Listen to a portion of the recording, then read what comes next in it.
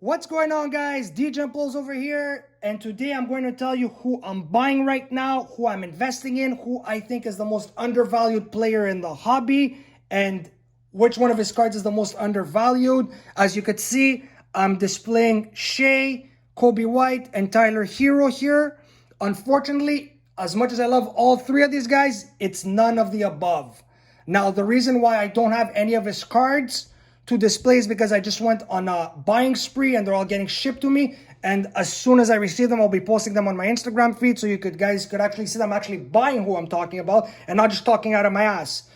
I've prepared a long, detailed speech, whatever you want to call it, about why I think he's the most undervalued player. I wrote everything down so I don't forget key points. So if it does sound like a speech or I'm reading something, I actually am. Now, without further ado, drum roll, please. That was a horrible drum roll. And the answer is Mr. Damian Lillard, and specifically his 2012 Prism PSA 10 card. Now, before you turn off and you say, oh my God, he's advertising a $1,000 card, we can't afford that. Guys, don't forget, when his key rookie goes up, all of them follow suit. So if you can't afford this, the BGS 9.5 will go up if you agree with what I have to say. His PSA 9 will go up. Then his second tier rookies, his Select will go up. Or his NBA Hoops will go up. So don't turn off the video. Listen to what I have to say. All right, let's get right to it, guys. All right, so the Blazers finished with the third best offense and the 27th rated defense last year. Derrick Jones and Robert Covington were added in the offseason. While these names mean nothing to the average fan, they are great defenders and will add wing defense, which was non-existent last year, and add a full season with big man Nurkic, and I can see their defense improving drastically and being a middle-of-the-pack defense. Now let's talk about offense because that's what moves the needle in the hobby. Like I mentioned earlier, the Blazers had the third best offense in the league, even though they're starting 3, 4, and 5 missed combined 182 games. Let's start off with Nurkic. Nurkic will be back healthy and in shape. These big men takes them a while to get into game shape. And after getting his feet wet for 13 games last season, and with the offseason now, I expect him to come back to his normal dominant self. After missing all of last season, he came back and gave the Blazers 70.6 a game with 10.3 rebounds and 4 assists a game. I expect him to put up even better numbers now that he's healthy and apparently has slimmed down. And let's not forget, one of the most underrated part of his game is his passing ability, which will only make already their number 3 rated offense even better. Now, let's take a look at McCollum. You know what you're getting with him. One of the best shooting guards in the league that can create his own shot. They added Enes Kanter. Enes Kanter was great in 2018 with the Blazers, and his offensive touch, and also he's one of the better offensive rebounding bigs in the league, which will be a huge addition for them coming off the bench. Gary Trent Jr., their sixth man, was a revelation last season. The second-year player exceeded all expectations when he averaged 8.9 points a game in 21.8 minutes a game. Now, those numbers look very pedestrian, but in the bubble was his coming out party where he improved those numbers to 16.8 points a game. He'll be a vital piece in Portland's second unit. Now, with all the advanced stats I've given you, I'm projecting the Blazers to have a top 5 offense and a middle-of-the-pack defense, which will have them fighting for a top spot in the division and a top 3 seed overall if they end up winning their division, which I think they will. Now, let's translate all this information to the hobby world and specifically Damian Lillard. Dame's 2012 Prism PSA 10 is selling only for $1,050 right now, $1,050. And has a low pop report of 689. The market has exploded. Trey's Lucas cards are through the roof, and rightfully so. But you always want to find that diamond in the rough. And it's actually insulting to use that term diamond in the rough when it comes to Dame because he's arguably the best or top 2 point guard in the game right now. But the hobby loves the youth, and this is how you take advantage of that. During the bubble, when the market was at its peak and Dame Lillard was the hottest player, his 2012 Prism nearly reached the $3,000 mark. Don't forget, guys, sex sells in life. And in sports world, sex is highlight reel plays and incredible performances. And Dame was everywhere last season during the bubble. You couldn't turn on a social media platform or one of the sports networks without seeing Dame's deep three after deep three, 50, 60-point performances. And this is why I'm projecting him to be the MVP. And if not the MVP, to be in top 3 voting. Now let's take a look at potential MVP candidates this year and see, and I'll be telling you why I don't see them winning it. Giannis has won back-to-back MVPs, and I don't see him winning a third. Voters tend to get bored voting for the same guy. So unless he starts shooting 40% from 3 and he shocks the world with that new asset to his game, I don't see him winning it. Really hard to give MVPs to players on super teams. Look at Durant and Steph when they were together in Golden State. This is why I'm eliminating Durant, LeBron, and Anthony Davis from the conversation.